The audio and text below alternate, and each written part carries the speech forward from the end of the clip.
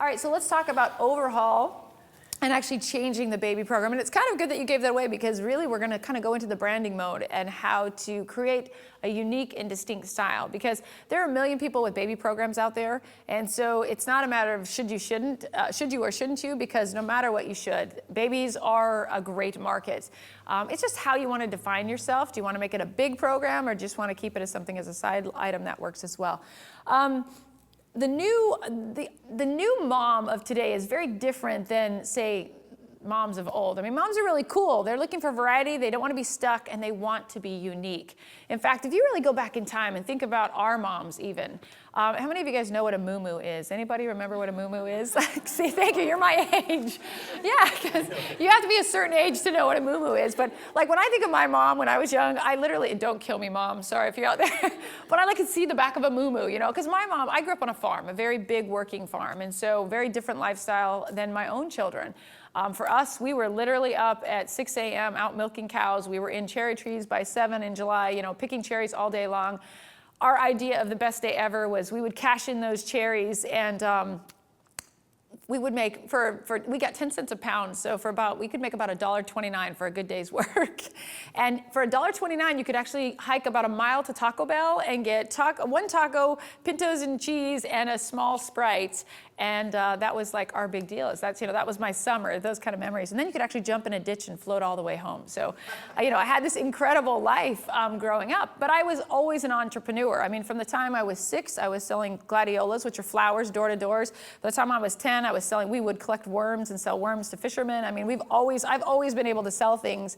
And so, lifestyle-wise, when we think of yesteryear's moms were workers. They were the stay-at-home workforce. My mom was the most charitable person you've ever met in your life. I mean, just a beautiful person, but I remember her as always being involved in church, always being the giver, always working really hard, up at crack of dawn, last one to go to bed kind of a thing. And so that really was who she was. Now look at today's mom. Today's mom is very fashionable. She's got cool jeans and cool shoes and boots, and not only does she care about how she looks, her hair, her makeup, her looks, she also cares about how her children look. They are dressed to the nines. They've got the great outfits and the shoes, and so it's a very different person that we're really working with. In fact, women who track all of the latest trends, they freely spend for the latest and greatest, and they happily recommend you or brag to you about their friends. That's the client that you're looking for. Now, interestingly enough, women between the ages of 30 and 45 represent the single largest spending group in the world, and they're not necessarily the highest income earners. Now, that's a really important fact to know, because that woman there is your client. That is your typical client and your typical spender. And what that quote, this is a statistic, what it's telling you is that even if she doesn't have the money, if she wants it, she's going to find a way to get the money. Now, this is the most powerful group because they are the single most important demographic right now. Every single marketing group in the world is looking for that woman, because do you know what? No matter what it is, if they're selling watches, if they're selling pocket knives, or they're selling tractors, they know that if she wants it, and if she wants it for her man, then he's going to get it. And they are marketing to her. Think about the ads, the commercials that you look at today. They're very appealing to the female brand. It doesn't mean guys don't shop and they don't want, but girls, honestly, when they want something, they make it happen. And that is the woman that we're looking for. So that's important to note when you're going to start out in the branding force. Now, I always say marketing, when you're average, you're just as close to the bottom as you are to the top. And you know what? That is the break point. You have to decide how you can excel. How can you be closer to the top? And average is not good enough anymore in this industry, for sure. I got so lucky because I came in so strong as a female child photographer. Literally nobody could touch us for the first 10 years of the industry. Now I am one of a million female photographers, and even my own work, I have trouble. I sometimes look at other people's ads and think, did I shoot that? Because it looks, because the style and the look is very, very similar. So you have to separate yourself. The playing field is never level. Be prepared for competition. But you know what? The question is competition good or bad, honestly? I think it's good. I think it's imperative that we have a benchmark and a goal to reach. I think we get very complacent when we don't have competition. So my theory is this: you should look at it, you should know about it, and then stop looking at it. I have panic attacks when my local competition, I see a marketing campaign come out that's brilliant, and I'm literally like, oh my gosh, I'm gonna go out of business. Oh my gosh, I'm gonna lose everything. This is so awesome, they're gonna kill me. And I go into panic attacks, and I realized a long time ago, if I never saw that piece of paper, I'd be happily plugging along. I like a little kick in the butt every once in a while. I wanna go, hey, you better stay on top of your game, but I'm not gonna dwell on it too long, because honestly, it really doesn't matter. Your competition really doesn't matter. You're not selling a product, you're selling you, and that is important. We don't want a certain client, we want any type of client when we start in the photography industry, correct? I mean, I know when I started, I would photograph anything. Dogs, kids, families, neighbors, parents, uncles, it didn't matter. I just wanted anybody. But eventually you're gonna qualify your clients through pricing. You're gonna be able to elevate your price list, your look, your brand, your style, and you're gonna take yourself to the next level. So it's about specializing. It's about deciding what you're good at and working towards that. My favorite ad is when I go to the phone book, which we don't use very often anymore, but when you go there and you see somebody that has a photography ad that says, specializes in weddings, babies, children, pets, business headshots, there's after about 14 specializations, that's really not specializing.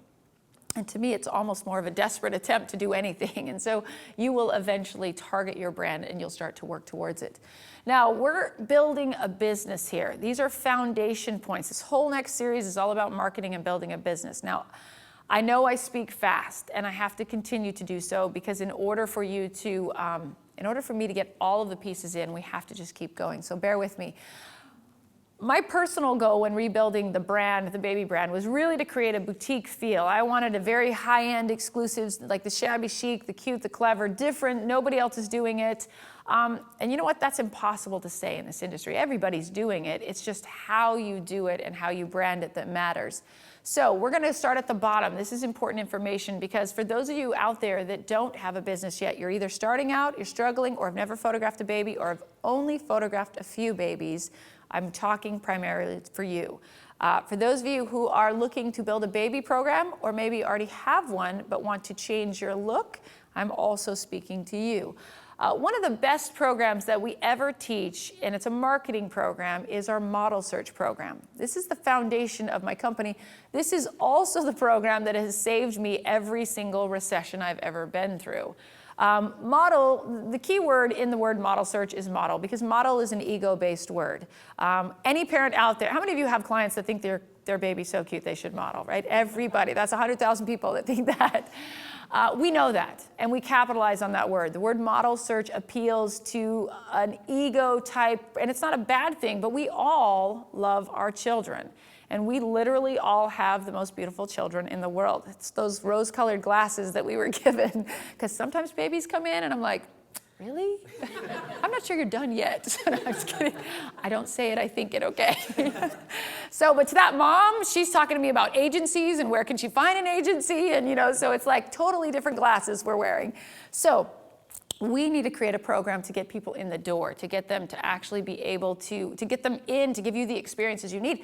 The second key to a model search that makes it so special is that by using models, they're technically not paying clients, so therefore you have the artistic license to do what you want. You can get out there and be creative, and you know what, try things that might not work, different lighting techniques or fabrics or things that maybe that client will never see it because it didn't work out. But you know what? You got to know that without doing it on a paying client. And that's why we love them as well. In fact, with our clients, we'll tell them, there's some of these things you're going to see, some of them you won't. And it's awesome because you have that creative control. This is a license for you to be an artist, not to be a cookie cutter, not to be a mechanic, So a model search, I'm going to read to you kind of how we do ours, but I do want to explain the process. This is a printed piece that we send out. I'll explain to who in a minute, but it's basically appealing to, hey, we're looking for babies. If you've got a cute baby, we want to work with you. Now, when I first started doing this, and if you're out there and you don't have a lot of money to put into marketing and printed pieces, then a great way to start out is your friends and family to get those people in the door. They're not the best spenders in the world, as you know, and I have a great theory on dealing with your friends and family. We can cover that later.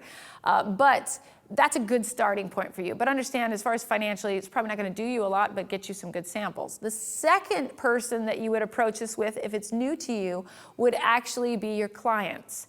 Because your clients, they would love an opportunity to have a complimentary session with you, so of course they're going to take you up on it. I will recommend, however, this is a one-time only event. I would not I would not be giving this out. I would not do this more than once every 2 or I would say 3 or 4 years with my clients, because if you did this every year in January, half your clients would wait until the model search comes, and it loses validity. So keep that in mind. It's just not really something that I would utilize with my clients. My goal is to get new people that have never been to us. We specifically use this model search for clients that have never been in the door before. Now let me explain what the process is. The clients, if somebody got this in the mail, they would actually contact us. We would tell them that this is a complimentary session, and it includes a credit, a portrait credit. Now, they do have to come in for a consultation. The credit I want, before you all write this down, because I want to make sure that everyone doesn't do what I do, because you have to understand my price point before you can make this work for you. We give a $100 model credit. Now, before you go and write down $100 is what you're supposed to do, I want to explain something. Our 8x10s start at $150. So a $100 model credit is going to get you about a 5x7 if that's all you want, correct? But if your 8x10s are $20, don't give a $100 model credit. You just gave an entire package away. Does that make sense? So it's not about the number, it's about the concept. Now, it's important to understand, never, ever, ever, ever, promise me never, give a product away. Never do a session and a free 8x10 or a session and a free 5x7. Everybody that has done that knows that you have a chance, 6 out of 10 people are gonna walk away with that free product, aren't they? They're gonna say, okay, I got my 5x7, good enough to go. This is a technique we use to make money, and so you have to make sure we're not giving free session. Our complimentary session is fine, no free products. Let's talk about why that credit works so well.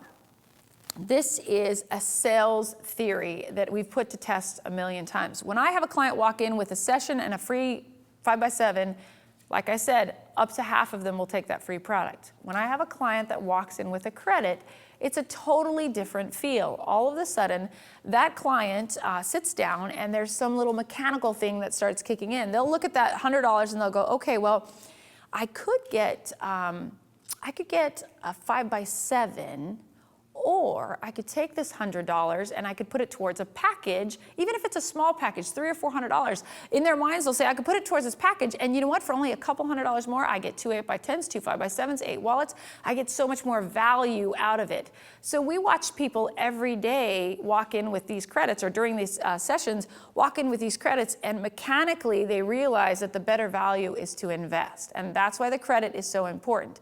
But again, it's not the $100, it's what is your price point that's gonna put you there. Yes? I see you going like this. Do you actually give them, they have their physical? In this case, they would not have a physical certificate. There are other things that I do that we'll explain later with that, but this is not a physical certificate. They basically have a credit to use towards anything. And okay. It's explained. That's a great question. Thank you.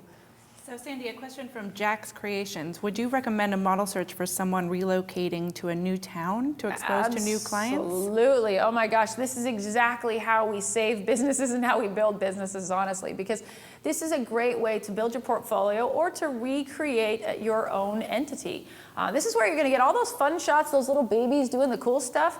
This is where we do that because we have freedom to do this. The parent does not walk in with any expectations. So that's a good question.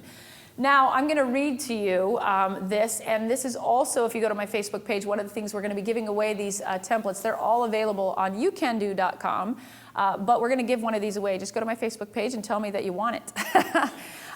This is how ours is worded. Now, don't write this down exactly this way, because I'll tell you how to change it and make it for you. I have written several photography books and books. So ours says, author portrait artist Sandy Puch is looking for women who are in their 5th to 8th month of pregnancy and infants 12 weeks and younger to serve as models for her next photography book.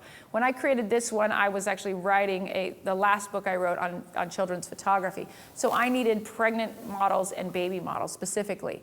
And the important part is models receive portrait art as compensation, and their images may be published in Sandy's next photography book. Now, let me change this for most of you who are not writing books out there. It could be portrait artist so-and-so is looking for models to update her gallery, for models in her new hospital display, for models in his gallery collection. To be very honest with you, your clients absolutely do not care. You could put it, it's going to go above the bathroom toilet, and they would not care. They just want to model, honestly. So this is not as important as the credit and the fact that their child's going to get that chance to model. So this is what is on ours, but we change it all the time, as you can see. Now, I want to make sure I didn't miss any points on that, because that's an important one. Oh, thank you. I do remember one. We also only run campaigns like this during our slow season. This is a campaign we run January through April, because that's when we need the most money and we need to get people in the door. We stop running these campaigns after April because that's when our regular clients who invest well come in, and this is how I keep up to 32 people employed at all times. You don't even want to know the payroll number on that. It would actually make you fall off your chair. And so that's important to understand, that we utilize these campaigns. This is also the same campaign I used when I hit my second recession, when I had 8 employees. It saved my ship. And this is also the campaign I used when I moved to rebuild my company. Yeah, a question from My Bell Photography. And we'd love it if you guys, when you're asking questions, tell us where you're joining us from, so we can give you a shout out. Do you require parents to sign a model release form, especially if they're going to be in your book or what have you? Question. Yes, absolutely. Every single client that comes to our studio will sign a model release, period. I will not photograph anything ever that does not have a full legal model release. Because we travel all over the world, and I do not have time to call every single client that you see in this show, everybody signs one. That being said, there are 2 pieces to that. I would never use a client's image without their permission for something that was publicly used. If I'm doing a newsletter or something locally, that I'm kind of showcasing their baby, that's fine. But if it's an ad, or like a Canon ad, or I'm traveling, or it's going on TV or something like that, or a display I'm putting up that's permanent, I will always contact them, and I always give them a credit as a thank you, a gift certificate for letting me do that. So everybody signs that. It's a standard form before the session is photographed. In 24 years, I've had 4 people question it. All 4 were lawyers, by the way. 2 refused to sign it. I've refused 2 sessions in my life. So I would absolutely rather refuse a session, especially when somebody's that adamant about it, than do the session. So just so you know, you do have to choose your standards and stick with them if you're going to. Sam Cox has a question, and you mentioned advertising in magazines and whatnot. So do you advertise in That's a great lot question. of magazines? We do not advertise it. I built my company doing some advertising in magazines. Our company has always been word of mouth and these types of campaigns. And the best way to explain it is in fact, it's coming up in the show later. We're going to talk about the different types of marketing and media available today. But magazines are typically expensive and they're hard to track. Displays are far more powerful, and we're going to cover all of the other things that are better. So I'm not going to go too much in that, but I don't want people out there running out there spending a lot of money on advertising that way. Because when I started my company, The Baby Plan, I had a lot of time and very little money, and I know a lot of you can understand that. And so at that point, for me, it was a matter of I would print out little flyers, and I'm not kidding, I would go drop them off everywhere. Restaurants, baby stores. I didn't usually ask permission. I would just kind of set a pile down, and I know they worked because the original people that contacted me would say, I picked up a flyer somewhere. I mean, I would go into restaurants and put them in the bathrooms, the women's bathrooms, just because I figured, you know what? People go there, right? So it was worth it, yes. You said that you send all these out to clients that you haven't normally had. How do you get the addresses? Great, thank you. That was the piece that was missing. I'm going to back it up. I think they can back it up there. When we send these pieces out, we do purchase lists, and you can do that through companies. Marathon Press is one of our sponsors on our tour, as well as Experian.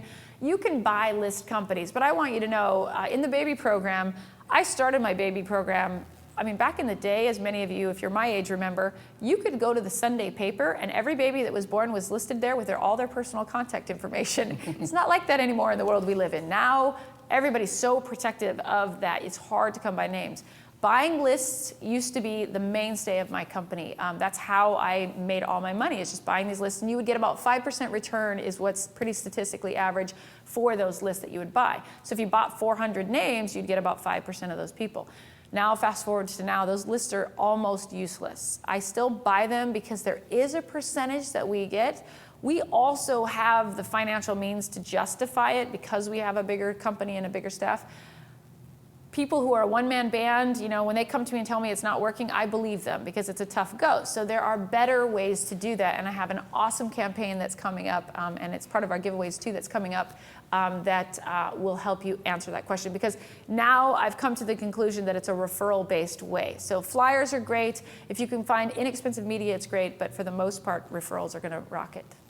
And one more quick question about the model search, and that is from Tiara Q from San Diego. Do you ever use Facebook for any marketing, the model searches? That is a great question, and that whole thing is coming up later about Facebook and how to utilize Facebook.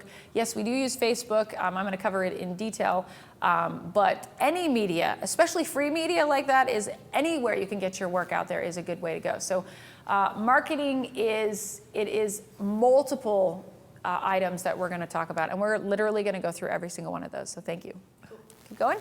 All right, whoops, I went fast. Okay, so let's talk about designing a marketing program. Now, we talked about our target market. We know who she is.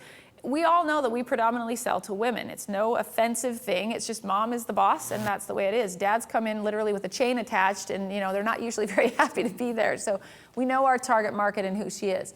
Now, the list that you mentioned or that we asked about earlier, where do you get it? I do want to cover some of the ways that we access those names. We're going to talk about foundations later, so I'll explain newsletters and why they're so important. But in our foundations, we have 3 pieces. Newsletter is one of the top 3 things we think we do to stay successful. So that's a great way of sending that media out to people and doing that yourself. Using a list company we talked about, and then displays and getting your work out in the community. That's one of the 3 top things: newsletters and displays, and we're going to talk about that. So the third thing is a referral program, which makes sense. So that's kind of where they come from. Now let's talk a little bit about branding, since we gave away a branding kit already. When I had to redo my baby brand, I had to sort of look at the whole structure and try to figure out who am I now? What is my look? What is my style? Now, I have a real advantage at youcando.com, our graphics team.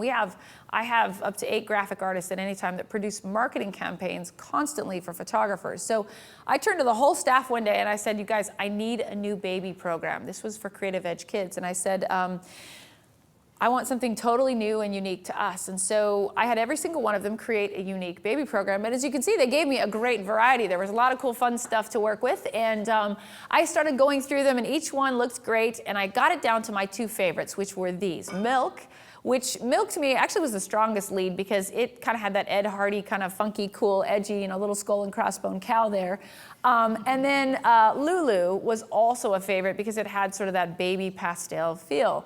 And so I got it down to these 2 when I was trying to make decisions. But because these are products that we sell to photographers, I do a lot of research in marketing because I cannot put something out there and then have somebody come back and say this doesn't work. And so I started researching how people buy. How do parents, specifically new parents, buy items for their babies? And the interesting thing, and it's across the board, no matter where you go, people are affected by color, very much so. And so when I was reading statistics and I was reading information, we all know that people who are sad tends to sometimes favor blue, or people who are happy like bright yellow colors. People who are depressed could like black or dark colors. And by the way, I'm not depressed. I only wear black, and this is a lot of color for me today. I decided to make you all look like, or make you think I was a happy, chipper person, but really, I'm really mean. No, I'm just kidding. But no, I mean, it's just one of those things, but they tend to favor those colors. Well, across the board, when I was researching baby products and selling baby products, the same thing kept coming up anywhere I went, and that was, of course, people who are having babies are very, very attracted to baby pink, baby blue, and light green, period. Now, think about that. When you have babies, it's really weird. I hate pink. I'm not a pink fan. But you know what? When I was pregnant, like the first baby, I'd be walking down the mall, and 50 feet away, I'd see something pink, and I'd be like, oh my gosh, that's so cute. Look at that. And you all of a sudden are attracted. The whole baby thing opens up the minute you are having a baby. And so, of course, I went through the pink phase. I have pictures of me actually pregnant like a little piggy in a whole pink outfit. So, so much for hand-me-downs, okay? I didn't buy it. But, it's just one of those things that I cannot believe I put that on, but for whatever reason, that's what happens. It's a chemical change in your body that happens. I have since had all my babies grow up. I don't like pink again, and I'm not attracted to it. So the point is, when I read that and I really understood that, I started to look at these campaigns and say, you know what? I'm sending out to a market that is unknown. These are unqualified, possibly clients that I don't know. If you were a mom, and you know how much mail we get, you don't know me from anybody, and you get a stack of mail this thick and you're flipping through and you're pregnant, you are more likely going to stop on the campaign, the Lulu campaign, than the Milk campaign, purely based on the color palette. You will see the pink and blue before you'll even see what it is and be attracted to it. So knowing that information, we actually selected Lulu for my studio campaign, because that was the campaign we most recognized. Now, keep in mind, all of these are customizable. Like, these are all layered Photoshop files, so you could change them any way you want. Speaking of that, when you're branding, you want to make sure that you're creating a complete brand. Branding is a unique style that is all-encompassing. So with the Lulu campaign, it's not just a postcard we stuck out. It is our price list, it's our brochures, it's our gift certificates, it's our business cards. It all has the same look and brand. Now the question is always, how many brands can you have? We have what we call an umbrella brand, which is our main Sandy Push photography, and that is the main look. And currently the colors are black, gray, and red. Now within that brand, we have sub-brands, which would be our baby program and our high school senior program are probably the two most recognizable. Baby program, soft and fluffy and pretty. Senior program, super edgy, funky, you know, just really crazy. And they live underneath my main brand. The logo stays the same though, logo placement stays the same, and the feel stays the same. So keep in mind, you can have multiple brands within your brand, and it's sometimes better to do so. So as people transition through price lists, like going from a baby program to a family price list, they sort of see the evolution of the look and style as well. Now, the reason I'm excited is all of you that are in the room, we already gave it away to our audience out there on the internet. All of you have the opportunity. You can pick the one you want. Brandon's going to get that information from you, but you're all going to be gifted the kit that you like the most. And so you can pick and choose. And for those of you in the audience, if you're interested, you can go to youcando.com. We actually created a Creative Live tab so that every single thing I'm talking about today is there, and you can go check it out so you don't have to do any searching around. But you guys all have one of those. So later on, you can pick and choose the style that you like that works for you. And remember, they're customizable as well. All right, so there are lots of types of marketing out there. There are lots of different ways that we market. Now, continual marketing is the most important. This is where, as a business owner, you create a structure, and this is so important, to actually create a foundation that you're gonna build your company on. There are also things we call special marketing, which would be maybe charitable things, or you came up with an idea and you decided to throw it out there. Continuous marketing would be a baby plan. That is something I do every month, year after year, and I'll never stop doing it. Specials, model search, things like that, those are things that pop up that sometimes need to be done. And of course, the worst type of marketing is emergency marketing. And we talked about me. I've done that before too, where you just have a low session count and you got to get people in the door. That's never good, because you always make bad choices on what you're willing to give up. Sometimes it's better to give up a car payment if you have to, than time with your family if you're really not going to make any money going out the door. So we never want to get you to emergency marketing. We never want you to be in that situation where you're deciding what you're going to pay. So we're going to really focus on especially the continuous marketing. That's our goal. Now, you have to have a foundation. Earlier I mentioned, yep, go ahead. I just wanted to let you know that we just crashed youcando.com. Sweet! I love you guys. We love to crash things. I love crashing our site. It's like the favorite thing. It is a big site too, so there must be a lot of you going there. That's awesome. Thank you for that. Hold tight. Just piece it out, and we'll make it happen. Thank you. That's awesome. Go fight, win. Hey, you guys, you're going to get dinner tonight now, so just so you know. Okay, so let's talk about the foundation of marketing. I told you there are 3 things that I believe are absolutely the most imperative things that we do, that I've done from day one, really and truly, that have built this company.